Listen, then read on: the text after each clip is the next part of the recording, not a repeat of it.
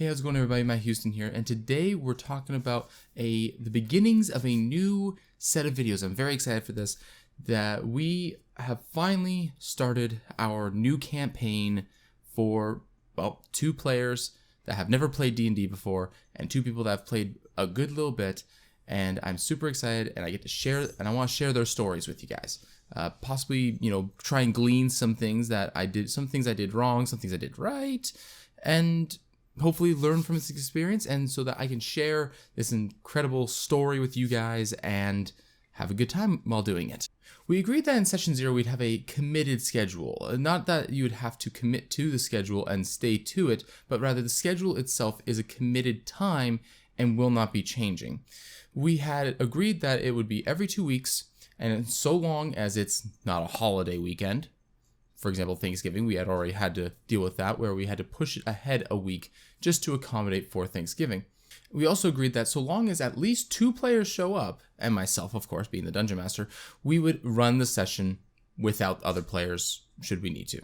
So my goals for this session, or rather this pair of sessions, as it ended up turning out to be for this, at the very least for this video, was to establish some opportunities for characters to present themselves, develop a little bit, and for people to kind of feel each other out a little. The other big goal is, as you should with any starting of a campaign, is try to find some sort of quick, immediate disaster or problem that they can all immediately pitch into and try to solve together.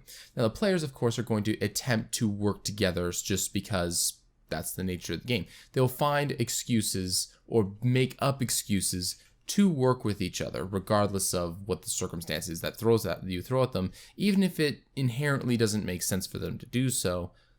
There's a little bit of leeway here just to get the ball rolling, I'd say. Though a session 0 that you're going to go through the kind of what sort of attitude the party is going to have, whether it's going to be a good party, bad party, neutral party, sort of skirt around the edge of things a little bit, is always good to establish long before you get into things. And if you want to be even better about this, do a session 0 where you actually go into character building collaboratively together. So the circumstances we find our heroes in off the start is a little bit different than your typical you're in a tavern and you see each other kind of beginning.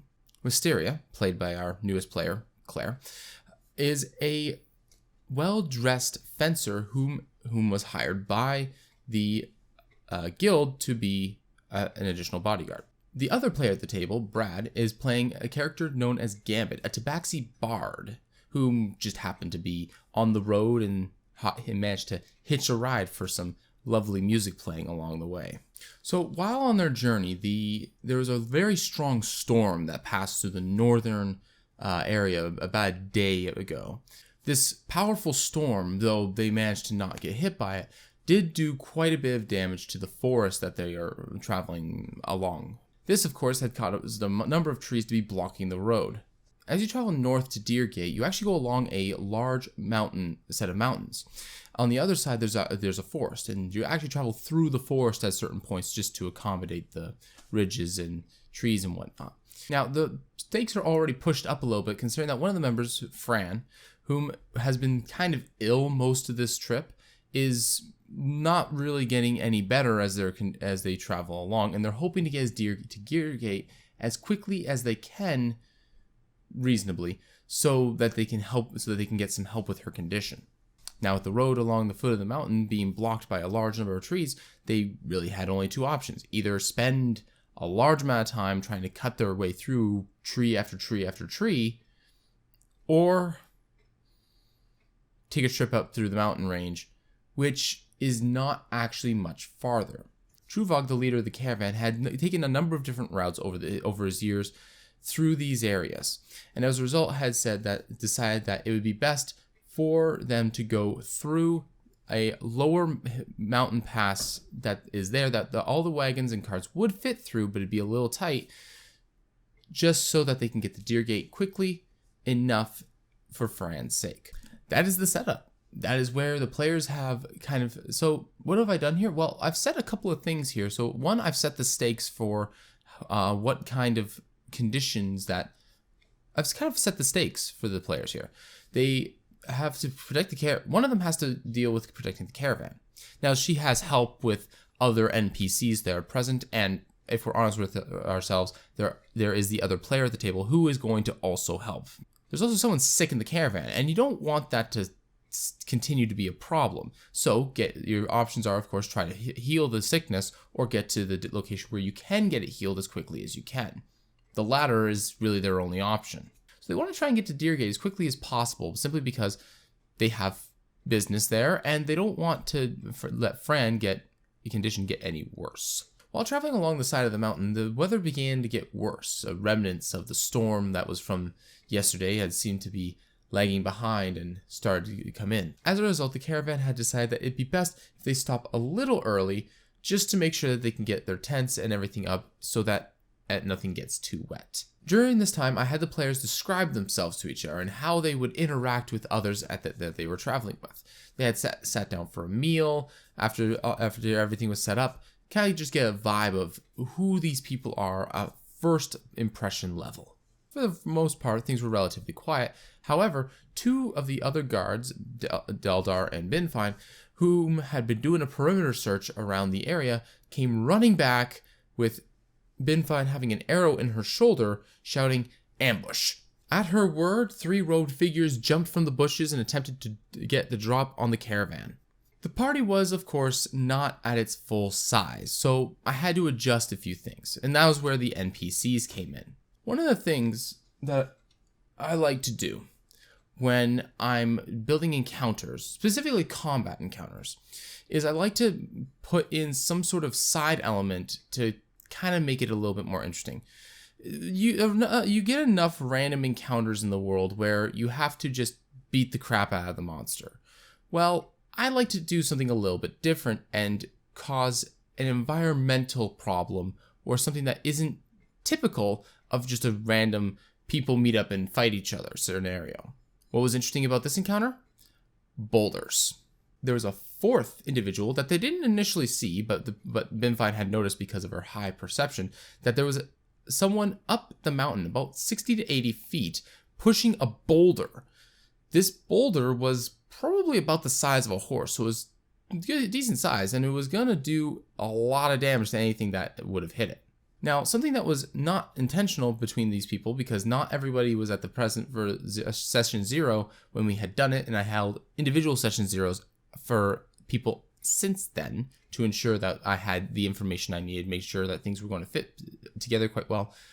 The Bard and the Rogue are both fencer-oriented characters. And there's nothing inherently wrong with this, it just means that they're going to be competing with each other for the good weapons later. So, combat ensues. Now, the players and the NPCs had all decided to fight these robed figures 4-on-4 for all intents and purposes, though not initially, as Daldar and Binfine were both off to the side, Binfine being the only one that was particularly good at firing a bow at any decent range, was the only one that could take out the individual up on the hillside.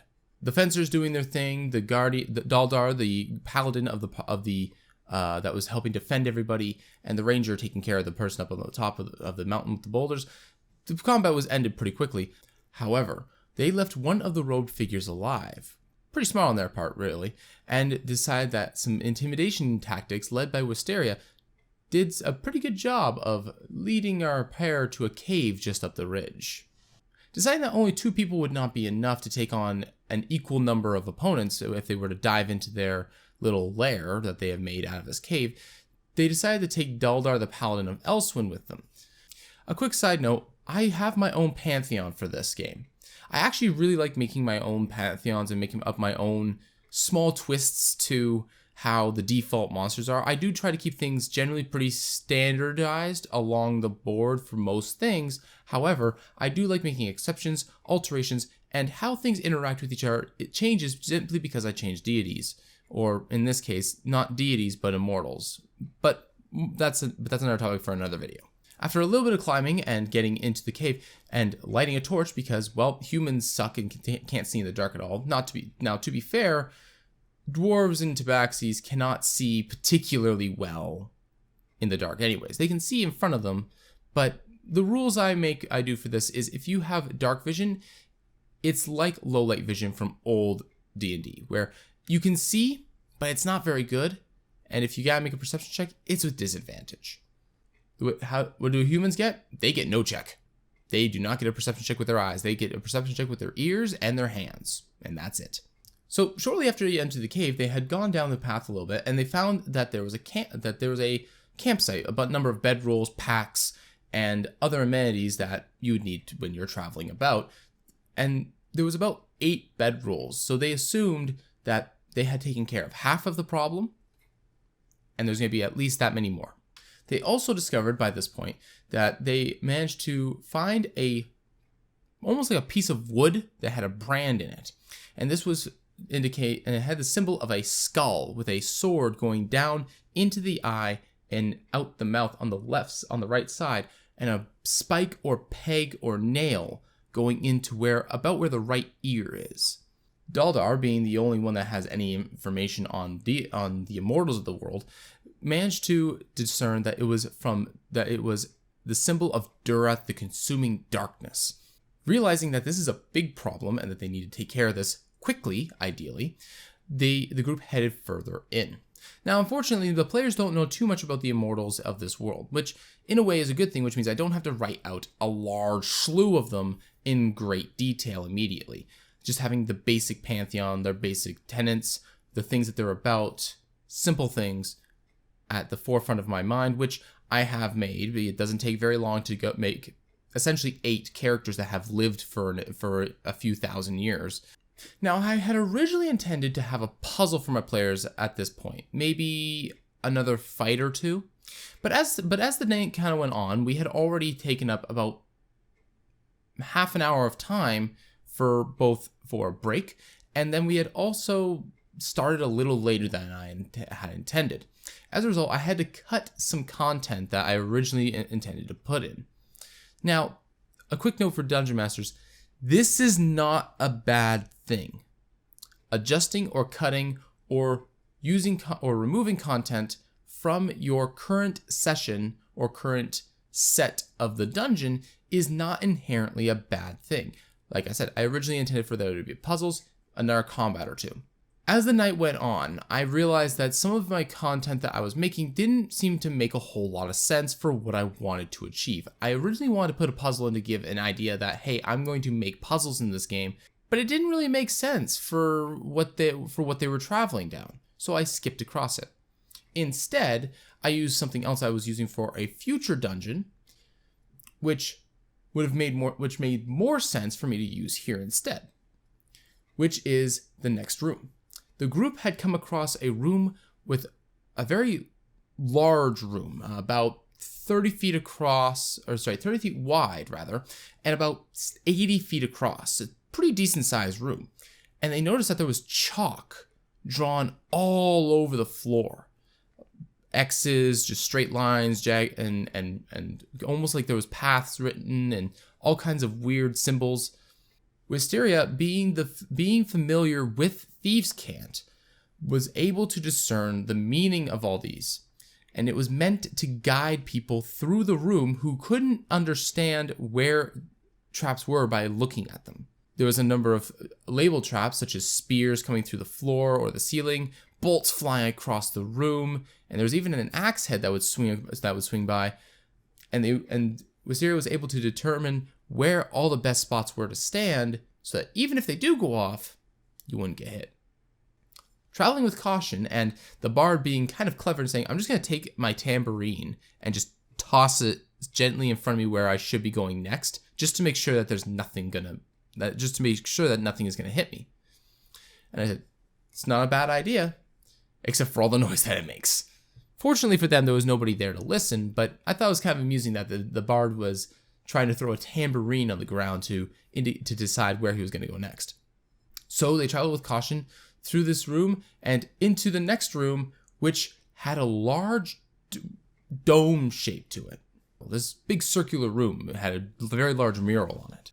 This mural depicted a woman in her early 40s with long black hair that lightened to the blonde at the tips. She wears a silvered breastplate covered by a dark blue cloak with a cowl that had a black banded owl on the back of it. In her right hand, she held a mace, and the other hand was pressing down on this sarcophagus that was right there present with her. There was a number of additional things drawn above it, like a circle around the entire thing, and then some lines to make it look more elegant and beautiful than a simple image would just be on its own. Unfortunately, no one in the group, including Daldar, had any idea as to who this woman was, and quickly got distracted by the fact that there was voices down the hall at the other side of the room. Traveling down the hall a little bit, they had managed to come to a landing where they could see into this new, larger room where lots of it had kind of crumbled. There was lots of rocks on the ground, parts of the wall destroyed, and some pillars that had been cracked and destroyed in some places. Down in the center of the room was the sarcophagus that was depicted in the mural in the previous room. Not depicted in the mural of the previous room was 4 robed figures performing a ritual at the sarcophagus. Unfortunately, none of them could speak the language that was being spoken by the woman that was holding a very large book in one hand and gesturing with her other hand up like this, as though she's performing the ritual on her own. However, behind her are 3 other robed individuals seemingly supporting her. Now, the players had started discussing possibilities of what they were doing. After about 3-4 minutes of them doing this, and they were discussing it in character, by the way. After they were discussing it for about 2-3 minutes, I'd say, I had decided to pipe up and say, hey, so she's still performing the ritual. And this is a good technique for Dungeon Masters. If you want to turn up the heat underneath your players a little bit, is if the players don't seem to be making decisions, make sure that see if you can use anything that is happening around you that might be able to force them into a decision. Now, don't rush your players, but players do this a lot, and but players will do this a lot. I do this all the time. Other people do it all the time, and that is they start talking in circles. Now, they hadn't started talking in circles yet, but they had already discussed 2 possibilities, which is they could just charge down or they could sneak in. They didn't really seem to equip to be able to do anything else beyond that, and the players didn't seemed pretty keen on the sneaking in idea in the first place. So I kind of just forced their hand a little bit. Don't force your players' hands, but do indicate that if things are happening, things are happening. They don't want to take the risk of this ritual finishing before they can do anything about it. So me mentioning that the ritual was still going got them moving. Despite some pretty poor rolls on the players' parts, they had used the rope with Daldar holding it, because there wasn't really anything to anchor it to, for them to land in the main chamber below them.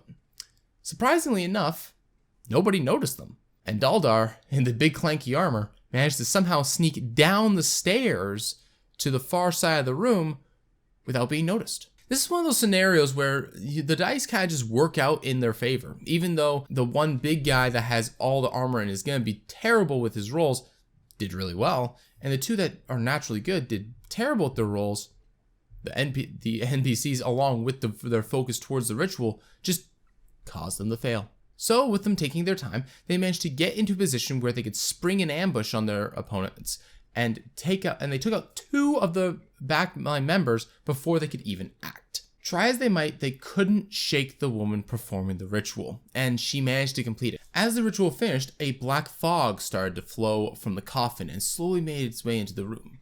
Now, the players had actually had to resist some constitution saves to see if they could avoid the effects of this, and every single person that was in the fog in this fight, which I think happened 3 or 4 times, didn't take any effects from it, which is unfortunate because I really wanted to have some fun describing this fog sapping their strength away and it being incredible and amazing, and it just didn't happen. And that's a good lesson, is that you're not always going to get what you want. Unfortunately, one of the members managed to make his escape down a pass that they didn't see originally, and with the fog slowly creeping into the entirety of the room, our heroes decided it'd be best if we left instead of trying to chase down the last guy that we didn't take care of. After running through the room with the mural, not as quickly, but carefully, but still quickly, moving their way through the room with all the chalk and traps, not wanting to spring any of them by accident, they had made their way back to the room with the bedrolls, and quickly grabbing some packs of gear, They grabbed some supplies and made their way out. They had reported what they had seen to Truvov. Now that they finally got the wagon fixed, the wagon was broken by one of the boulders that came flying down, by the way. They had decided that it'd be best if they traveled an hour down the path. It took them about a good hour to go in all the way down to where they were and back out of the cave. Having enough time to fix the wagon, at least so that they could move it, they took down the path to get away from this location. It being pretty close to midnight now, they took a rest, and the rest of their travel through the next 2 days was relatively uneventful, until they came close to the entrance of Deergate, where there was a large amount of thick webbing on the trees to the west side of the entrance. And the further west you looked, the thicker it got. This wasn't far outside of town, and there was a good little bit of space between the town walls and the forest where the tree line was, and the webbing had stopped at the tree line. Once they had gotten into town, the paperwork being done by the guards on their way in, the caravan went on its way, and our heroes went to deal with their own business. Wisteria, being hired by one of the guild members to help protect the caravan, because of lack of numbers for the number of people that they had to protect, went down to the guild hall of the Scales of the Dragon. Wisteria went with Binfine and Daldar, as they were members of the guild that she had been contracted by to help protect the caravan. When they got to their guild hall, which is really more of a house that with a sign on the front of it, that the interior has been kind of remodeled a little bit to facilitate a large group of people as opposed to a few people living in it. She met their leader, Tal Thun, a middle-aged high elf. So he's into his just kind of starting to get into his 4th century. So as a result, she got paid and things were going quite well for her. While she was there, she found out that killing spiders would net some gold from the town, and she could find possibly some work there. And of course, he gave her the offer that she could always join the guild. But that doesn't appear to be in her line of thinking just yet.